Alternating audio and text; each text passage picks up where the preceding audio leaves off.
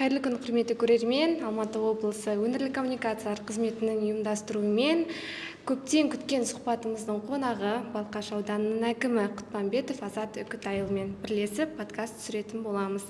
Қош келдіңіз, Азат Үкітайұлы. Уақытыңызды бөліп сұхбатымызға келіскеніңіз үшін алғысымызды білдіреміз.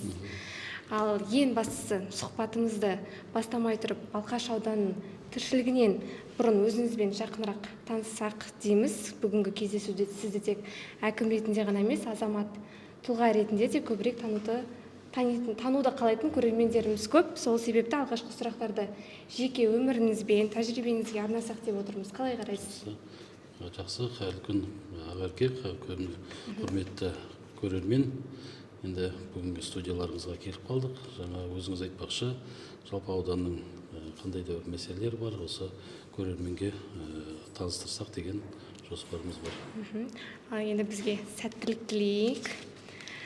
Кеттік. Бірінші, әкім лауазымынан тыс өзіңіздің отбасыңыз, хоббиіңіз, балалық шақ, өскен орта туралы қысқаша айтып бергенсеңіз, өскен жеріңіз, ортаңыз қай жақта, қай мекенде туылдыңыз деген секілді. Енді өзім Бақанас ауылында дүниеге келген, Балқаш ауданының тумасымын. Осы Бақанас ауылында туып өсіп, Бақанас ауылында мектеп оқып аяқтап, кейіннен осы Алматы қаласында аграрлық университет қаржы несие мамандығы бойынша оқуды аяқтап, кейіннен осы ауданға жұмысқа кеп, еңбек өтілім осы ауданда басталды, еңбек жолым. Енді сол 98 жылдан бері ауданда жұмыс атқарып келемін. Алғашқы жұмыс орным осы аудандағы халық банкінің меңгерушісі лауазымынан бастағам. Кейіннен осы аудан әкімдігінде осы соңғы 25 жыл осы аудан әкімдігінде қызмет етіп келе жатырмыз. Енді отбасы жағдайына келетін болсақ, өзім қарапайым отбасынан шыққан азаматпын. Енді атамыз Нілдібай Құтпанбетұлы деген Ұлы Отан соғысының ардагері, үлкен ұстаз болған азамат атамыз. Сол атамыздың, әжеміздің қолында өсіп, сол үлкен кісілердің тәрбиесін алып өскен азаматпыз. Ал отбасыңыз жайлы? Енді өзім жолдасым бар, және де отбасымда 2 балам бар, 1 ұлым, 1 қызым бар. Бүгінгі таңда қазір екеуі де студент. Рахмет. Ал енді Азат Үкітайұлы, сіз өзіңіз 2023 жылдың 5 қарашасында Балқаш аудан әкім болып сайландыңыз. Бұл енді тарихи сайт, өйткені халық өзі сізді таңдады. Қаншама сайлауға, қаншасы сізге дауыс берді, соны есіңізде ме? 9000, жалпы ауданда сайлаушылар саны 18500 адам. Сол 18500 адамның сол кезде 86%, 9000-нан аса адам сол жақтап дауыс берді. Ал сол сәт қандай сезімде өтті сіз үшін? Енді ол сәт әрине үлкен, ең бірінші жауапкершілік жүктейді. Халықтың аманаты бар, халықтың сенімі бар. Аудандағы 30 мыңға жуық Балқаш ауданының азаматтарының сенімі үлкен жауапкершілік жүктеп, сондай сезімде болдық. Жауапкершілігін алға сенімін ақтау басты мақсат болды. Енді әрине халық сезімінің салмағы ауыр деп ойлаймын. Өзіңізге күнделікті таңертеңнен кешке шейін Балқаш ауданы тіршілігі туралы ойлап жүру. Ал енді дайын болсаңыз, Балқаш ауданы туралы халықтың сұрақтарын қойып өтсем. Осы 2019 жылдан басталған газдандыруға нақты жетістіктер бар деп айта аламыз. Ал бірақ халық арасында бір ауылға газ келді, бір ауылда газ жоқ деген сұрақтар бар. Мысалы, Бой ауылында 8 үй ғана қосылған. Бұл неліктен? Жалпы Балқаш ауданы 2019 жылдан бері газ құбырлары тартылған болатын. Бұл Миял ауылы, Бақбақты ауылы, Бірлік ауылы, Бақанас, Ағдала және Бой ауылдары. Сол 23 жылдың қараша айының 2 күні ауданда газ құбырының алауы жанып, халыққа газ көгілдір отын беріле бастады. Бүгінгі таңда аудан бойынша 1400 тұрғын үй газға қосылды, және де жалпы жыл соңына дейін 1750 үйді осы газ құбырларына қосу жоспарда бар. Енді өзіңіз қазір айтып отырған Бой ауылы елді мекенінде жалпы 31 үй тұрғын үй бар. бүгінгі таңда 8 үй қосылды. Бұл енді осы соңғы қосылған ауылдардың бірі. Қазіргі кезде тұрғындар газға қосылып жатыр. Енді жыл соңына дейін жаңа айтып өттім, 1700 үй аудан бойынша қосылады деп жоспарланып отыр.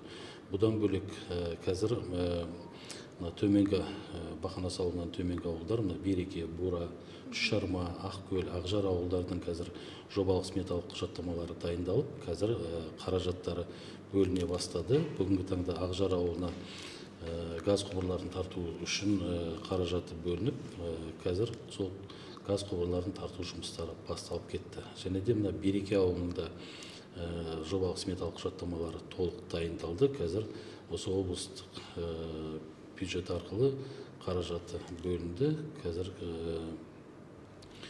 осы биылғы жылы бұл Береке ауылында газ құбырларын тарту жұмыстары басталады. Ал нақты газдандыру мәселесіне нақты қанша бюджет бөлінді?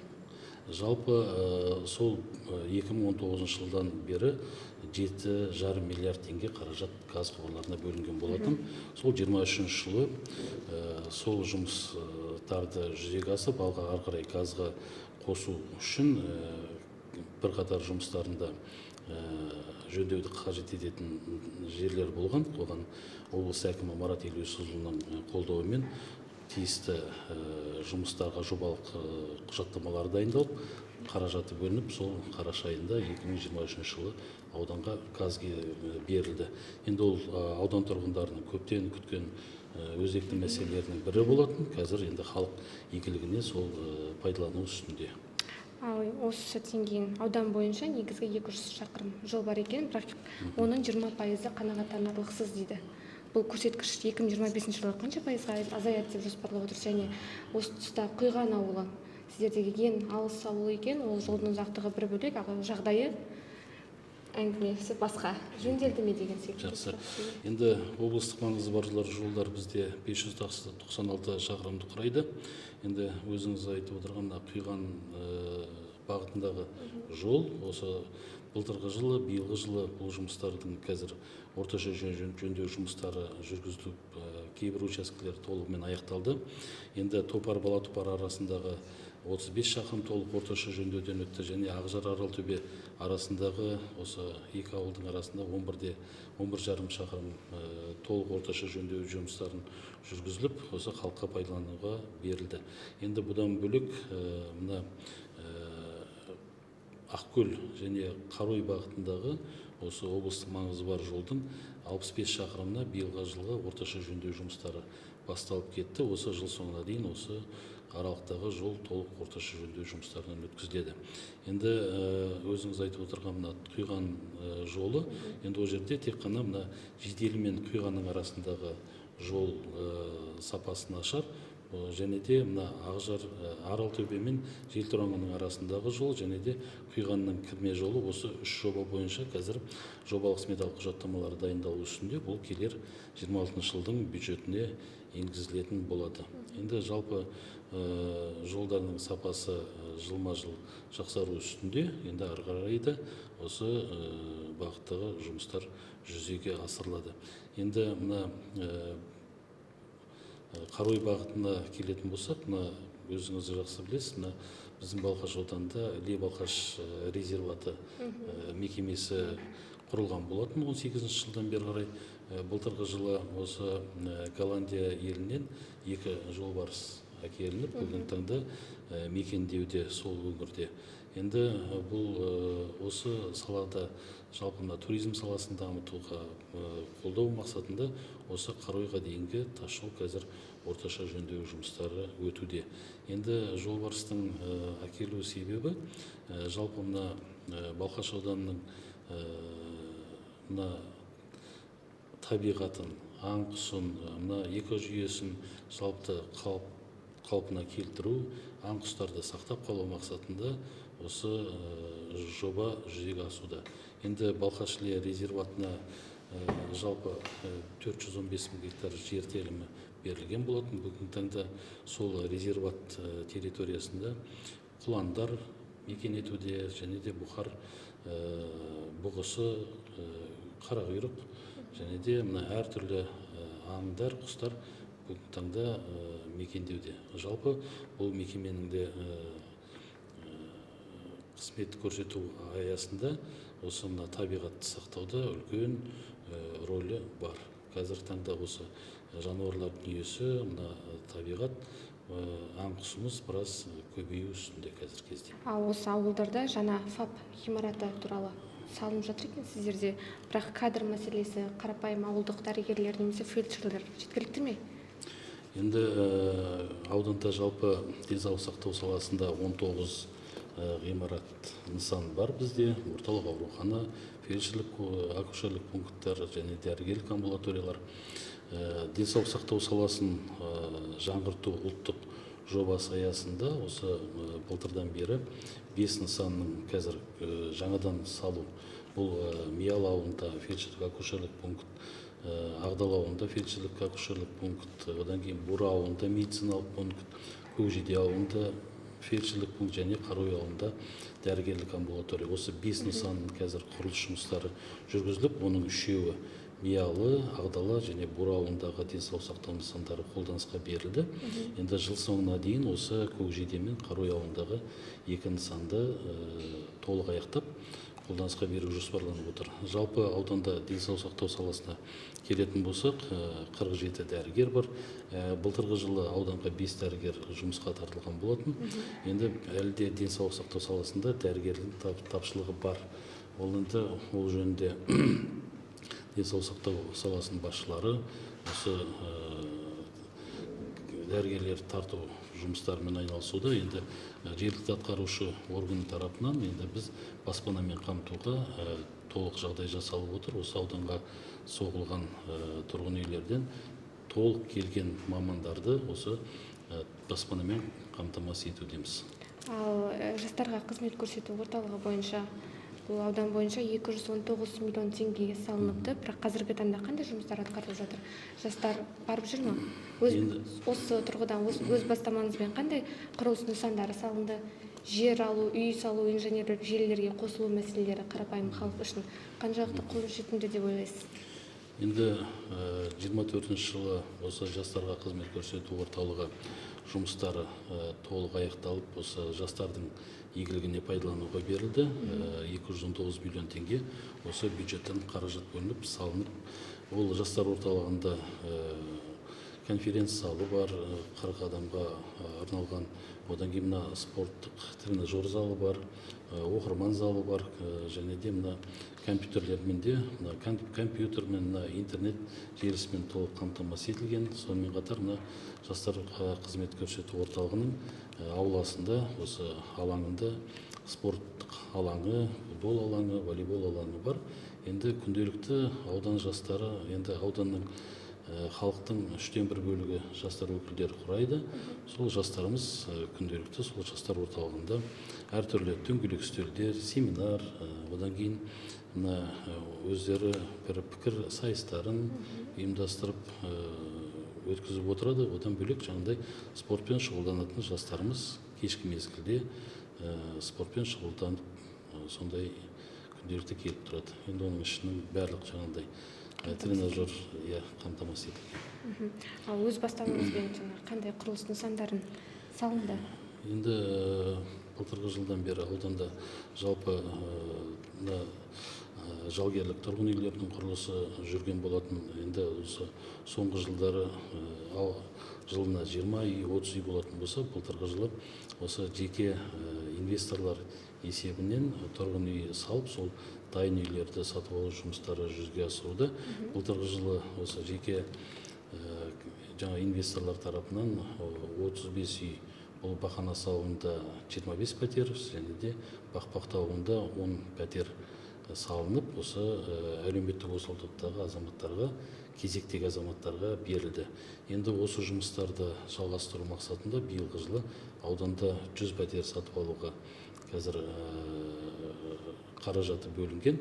Қазір мердігер компанияларға осы жер телімдері берілді.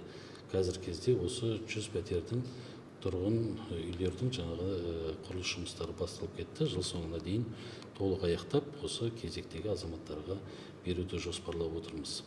Енді жер мәселесіне келетін болсақ, енді ауданда осы Бақанас ауылында, басқа ауылдарда да жер мәселесінде ешқандай бір өзекті мәселе жоқ. 10 сотық жерге дейін тұрғын үй құрылысын жүргізуге қазір жер телімдері тегін беріледі. Қазір де беріліп жатыр, Бақанас ауылында беріліп жатыр. Және де басқа да ауылдарда тұрғын үй салуға жер телімдері тегін берілуде. Өте жақсы мүмкіндік. Ал Балқаш ауданы электр қуаты жеткілікті ме? Енді Балқаш ауданында жалпы электр қуаты жеткілікті. Ауылдардың барлығы электр жүйесімен қамтамасыз етілген. Енді әрине осы табиғатқа байланысты, кейде жел соққан кездерде осы енді бағаналардың ескірген, желілердің ескірген жерлері бар. Бұл енді сол жел салдарынан электр қуаты өшіп жатады, бірақ енді ол енді тез арада осы жауапты мекеме тарапынан ретке келіп қайтадан қосылып жатады. Енді ол мекемеде жылда өздеріне жоспарға қойған, әр ауылдарда осы бағаналарды ауыстыру, желілер тарту жұмыстары ол жоспарға сәйкес жүргізілуде. Енді табиғатқа байланысты, енді ауыл елді мекендер болғаннан кейін жел соғады, кейде қатты жел соғады, сол кезде ағаштардың сыну салдарынан осы бағаналар үзіліп жатады. Ал былай электр энергиясы жеткілікті және де бар қазір. Осы Балқаш ауданы негізі Іле өзенімен, егін шаруашылығымен, мал шаруашылығымен және сонымен қатар балық аулауымен кішкене танымал ғой. Ал осы тұрғыдан Іле өзенінің жағасын қоқыстан тазалау қалай болып жатыр? Енді Балқаш ауданы аумағы осы негізінен елді мекендердің барлығы осы Іле жағалауында орналасқан. Бұл енді Малайсары асуынан бастап Балқаш көліне дейінгі алқапты осы Балқаш ауданының территориясы алып жатыр. Жалпы жер көлемі 3.740.000 шаршы метрді құрайды.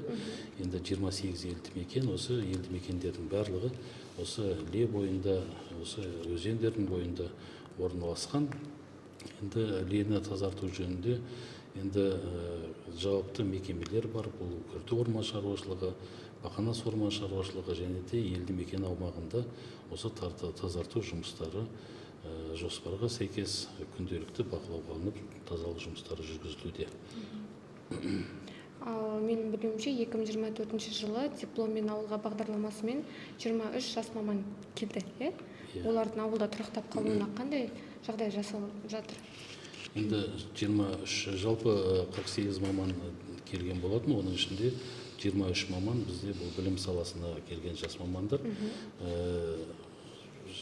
48 жас маман толықтай көтерме жәрдемақымен қамтамасыз етілді, және де осы тұрғын үй сатып алуға осы пайызсыз несие мен қамтамасыз етіліп отыр. Енді 30 азаматқа қажеттіліктеріне сәйкес осы қаражаттары беріліп, пайызсыз несиемен осы тұрғын үймен қамтамасыз, баспанамен қамтамасыз етіліп отыр.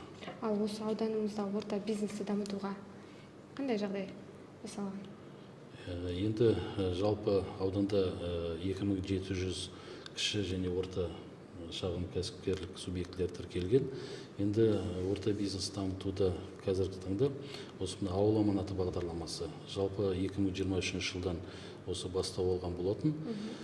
Сол 23 жылы 133 азаматқа 964 миллион теңге көлемінде осы төмен пайызбен, 2,5%-бен осы ауыл аманаты бағдарламасы арқылы несие беріліп, бүгінде сол несие алған азаматтар өздерінің кәсіптерін дөңгелету үстінде. Және де былтыр 24 жылдан бері бүгінгі күнге дейін осы бағдарлама аясында 144 азамат 1 миллиард 82 миллион теңгеге өтініштерін берген болатын. Қазіргі таңда сол азаматтарының 40 азамат осы өздерінің несиелерін алып, қазір жұмыстарын атқаруда.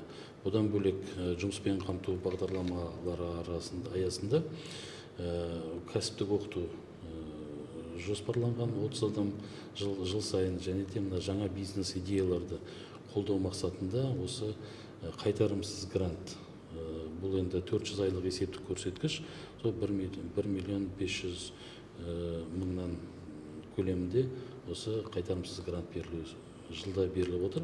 Биылғы жылда сол 15 азаматқа осы грант беру көзделіп отыр. Қазір 9 азамат алды, енді қалған осы 6 азамат осы қыркүйек айларында осы қайтарымсыз несиелерін алады. Енді жаңа ауыл шаруашылығы саласында да мына көктемгі дала жұмыстарына осы кең дала бағдарламасы арқылы агробизнес бағдарламасы да осы көктемгі дала жұмыстарына негізі Балқаш ауданы аграрлы аудан, егін шаруашылығы, мал шаруашылығы, осы ауыл шаруашылығы саласында несиелендіру көктемгі жұмыстарына қолдау мақсатында осы төмен пайызбен несиелер берілу үстінде. Осы биылғы жылда 1.400.000.000 көлемінде осы бағдарлама арқылы несие беріліп отыр. Ал облыс бойынша қазір Балқаш ауданында күріш қалай болып жатыр 2025 жылы? Жалпы енді Балқаш ауданында 28.800 гектар суармалы жерлер бар. Онда қазір 34 осы ауыл шаруашылық тауар өндірушілері жұмыс атқаруда. Енді сол 28.800 гектардың 7 гектар жері бізде негізгі дақыл күріш дақылы, күріш өсірумен айналысады. 7 гектар жерге күріш себіледі, және де жаздық дәнді дақылдар арпа бидай 6 гектар. Қалған енді 15 гектар бізде көп жылдық осы мал азықтық дақылдары, көп жылдық шөп егіледі. Бүгінгі таңда осы күріштің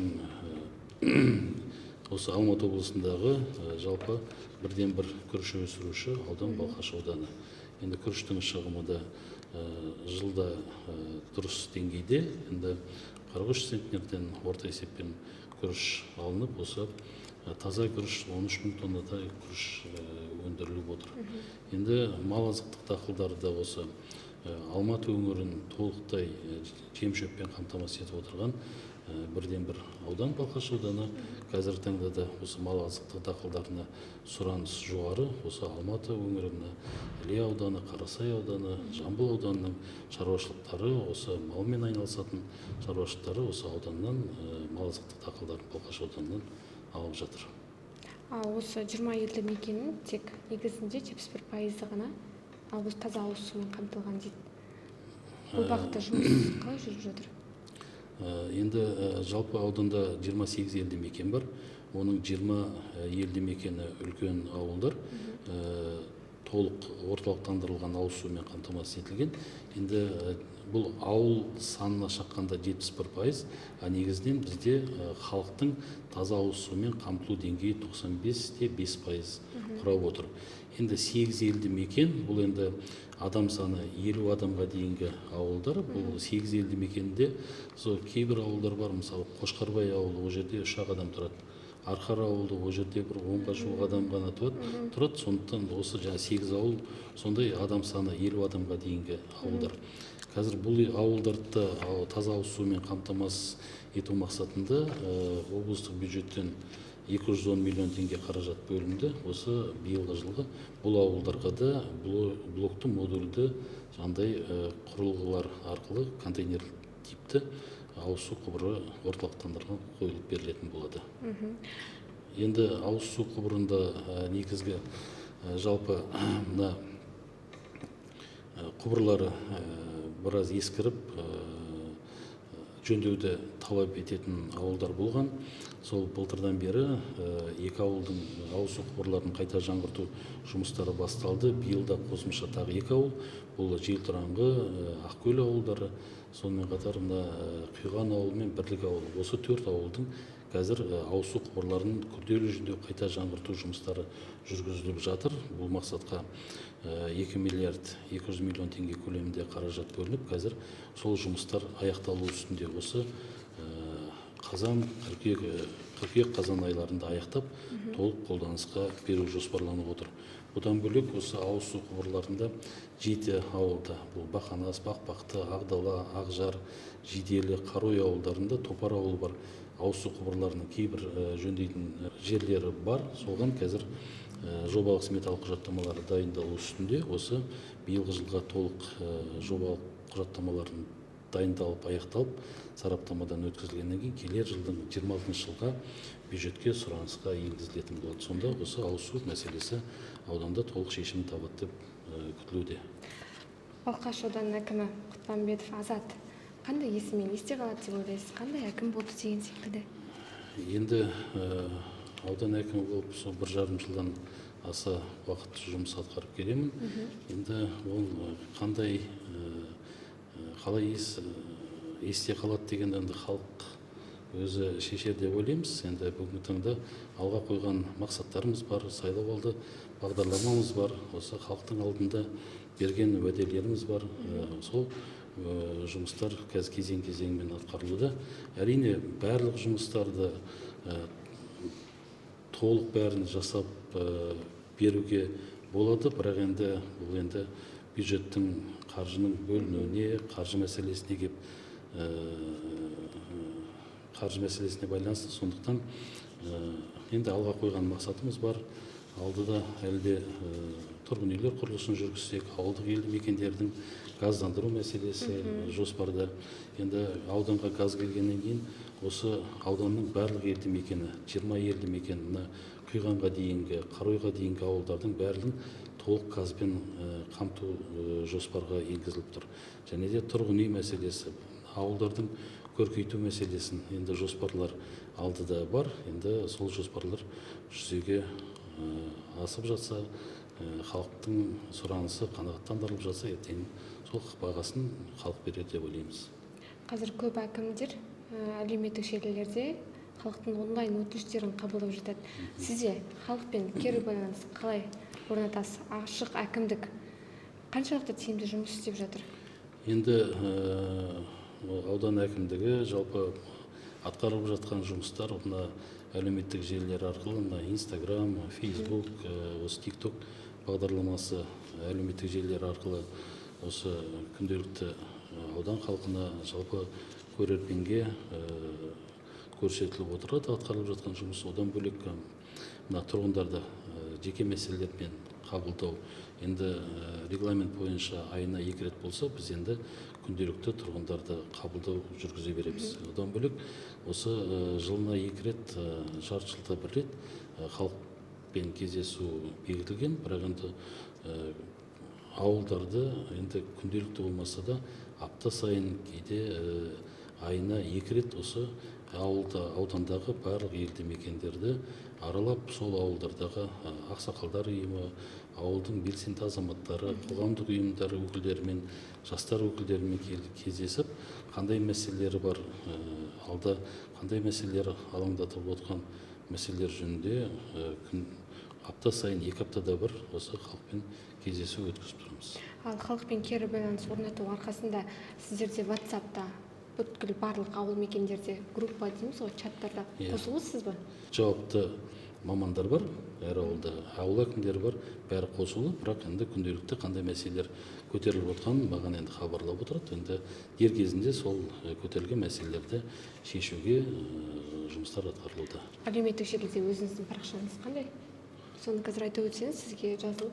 Өзім Құтпанбетов Азат деген осы Instagram парақшасы жүргізіледі. Facebook жоқ. Жоқ, жақсы. Осымен Балқаш ауданы әкімі Құтпанбетов Азат Үкітайұлымен бірлесіп істеген подкастымызға осымен тәмам. Тағы да келіп түскен сұрақтарыңыз болса, пікірлеріңізді қалдырып, лайктарыңызды басып, бізге жазылып өтсеңіздер болады. Алдағы уақытта енді келесі кезекте тағы да әкімдермен подкастымыз жүргізіледі. Баршаңызға рахмет айта отырып, осымен подкастымызды аяқтаймыз. Сізге көп рахмет. Сізге де көп рахмет. Сау саламат болыңыздар.